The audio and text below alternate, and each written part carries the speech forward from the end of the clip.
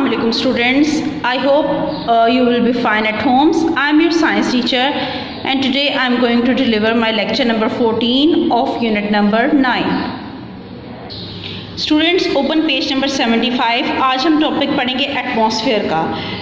आप जैसा कि जानते हैं कि हवा में मौजूद जो एयर है वो एक ब्लैंकेट की तरह उसने हवा में मौजूद जो है वो एयर है वो एक ब्लैंकेट की तरह उसने लपेटा हुआ है और ये जो थिक लेयर है हवा की मौजूद उसको हम कहते हैं एटमॉस्फेयर। यानी हमारे इर्द गिर्द जो हवा की लेयर है उस लेयर को, उस थिक लेयर को एटमॉस्फेयर का नाम दिया जाता है। और ये लेयर जो है वो ज़मीन की ग्रेविटी की वजह से बाकी रहती है। जो ज़मीन की जो ग्रेविटी है, फोर्स ऑफ ग्रेविटी है, वो ज़मीन by which the earth pulls all objects on it towards itself, और इसकी वजह से तमाम चीज़ों को वो अपनी तरफ खींचती है। आप जू देखते हैं कि जब जब आप माउंटेन्स के ऊपर चढ़ते हैं तो हवा का लेवल जो है वो कम होता जाता है और इस वजह से हमें सांस लेने में बहुत डिफ़िकल्टी पेश आ जाती है। आप देखते होंगे कि काफ़ी सारे माउंटेनियर्स जो हैं वो अपने साथ ऑक्सीजन सिलेंडर्स को लेकर जाते हैं जब वो पहाड़ों पर चढ़ते हैं या क्लाइंबिंग करते हैं। और वो क्यों लेके जाते हैं? क्योंकि जो आप हवा में यानी ऊपर की तरफ जाएंगे तो उसमें हवा में जो ऑक्सीजन का लेवल है वो कम होता जाता है। जो एटमॉस्फेयर है वो बहुत से तरीक़ों से हमारी प्रोटेक्शन करती है। यानी दिन के दौरान जो है वो ज़मीन तक जो शुआएं पहुंचती हैं सूरज की और उसकी गर्मी जो पहुंचती है वो हमें उससे बचाती है। और रात में जो है वो it does not allow heat to escape. इसके साथ साथ जो ज़मीन है this keeps the earth warm at night. यानी हवा जो है वो हमारी बहुत डिफरेंट वेज़ में जो है वो हमारी प्रोटेक्शन को करती है। इसके साथ साथ जो सूरज से पहुंचने वाली हार्मफुल जो नुकसानदेह शुआएं हैं जो ज़मीन तक पहुंचती हैं उससे भी हमारी हिफाजत करती है। और ये किस वजह से होता है? ये हवा में मौजूद जो ओज़ोन लेयर है ये उसकी वजह से होता है कि ओज़ोन लेयर जो है एक प्रोटेक्टिव लेयर का काम करती है और ज़मीन पर हार्मफुल रेज़ को पहुंचने नहीं देती है। नंबर 3 पे देखें, rocks moving in space are burned up by the atmosphere which में otherwise enter our atmosphere and cause a lot of harm. और इसी तरह से रॉक्स जो हाला के अंदर जो रॉक्स हैं वो हवा के साथ एटमॉस्फेयर के साथ मिलकर जल जाती हैं, ख़त्म हो जाती हैं और इस तरह से जो वहाँ पर मौजूद जो हार्मफुल चीज़ें होती हैं वो ज़मीन पर पहुँचने नहीं देती हैं और उनसे हमें बचाती है। यानी अदरवाइज़ इट में cause a lot of harm. यानी अगर इसके बरक्स ऐसा हो तो ज़मीन पर तो बहुत ज़्यादा नुकसान हो और इंसानी ज़िंदगी जो है वो उससे बहुत ज़्यादा मुतासिर होगी।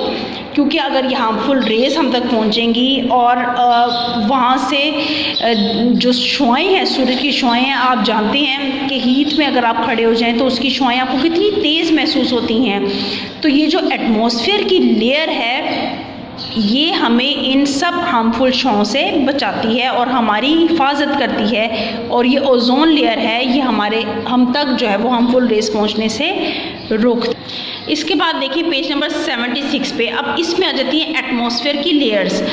एटमॉस्फेयर की जो है वो 5 लेयर्स हैं। सबसे पहली लेयर आ जाती है ट्रोपोस्फेयर, फिर उसके बाद आती है स्ट्रेटोस्फेयर, फिर उसके बाद आती है मीज़ोस्फेयर, फिर थर्मोस्फेयर एंड देन एक्सोस्फेयर।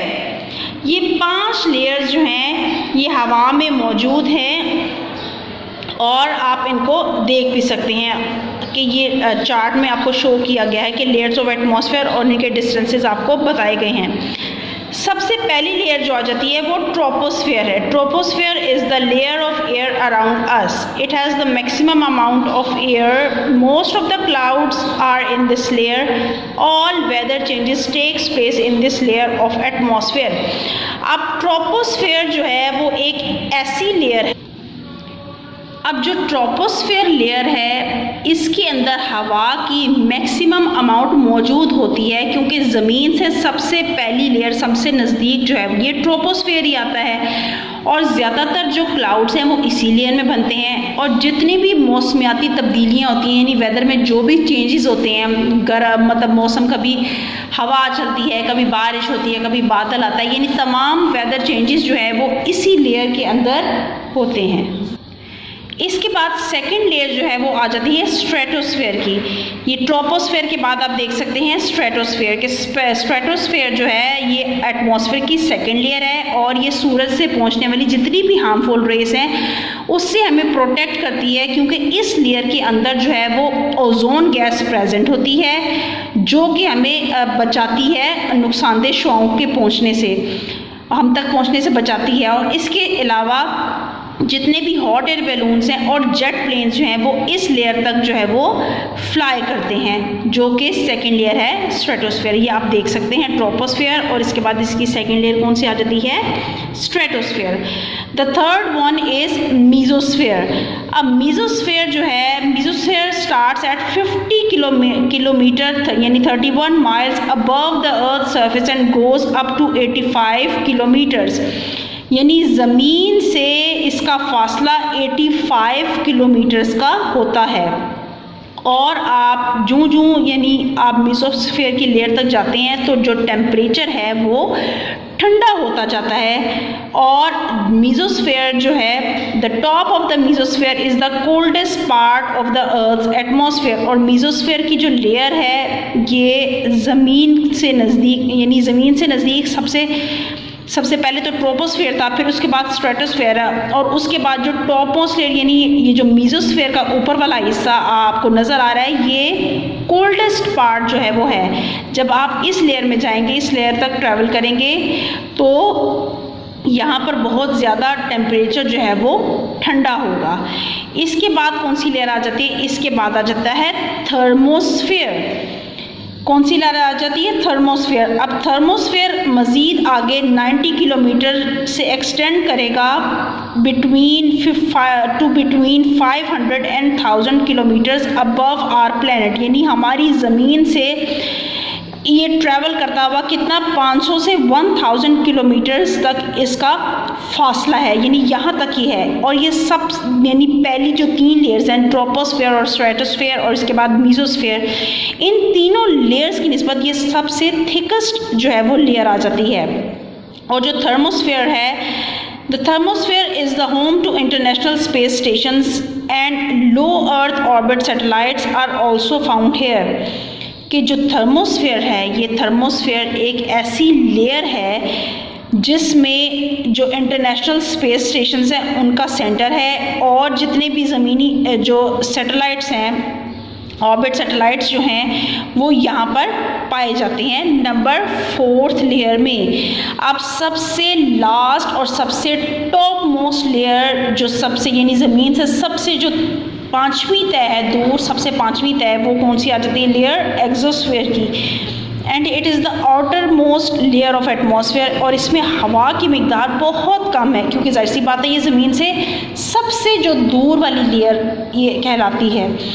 और इसमें एक interesting layer, the ionosphere overlaps the mesosphere, thermosphere and exosphere. अब आपको मैं पिक्चर से शो करती हूँ कि ये मीजोस्फेयर, थर्मोस्फेयर और एक्सोस्फेयर, ये तीनों लेयर्स को किसने ओवरलैप किया हुआ है, आइनोस्फेयर ने। यानी एक ऐसी लेयर है जिसने इन तीनों लेयर्स के ऊपर इनकी कवरिंग की हुई है। इसके बाद देखें, it is very active and grows and shrinks depending on the energy it absorbs from the sun. अब आपको इसी से वाज़ह हो रहा है कि ये ग्रो करती है और बहुत एक्टिव होती है और श्रिंक भी करती है, लेकिन ये सब कुछ किसके ऊपर डिपेंड करता है, उस एनर्जी पर जो ये सूरज से हासिल करती है। This is where or else the light that we see near the earth poles happen।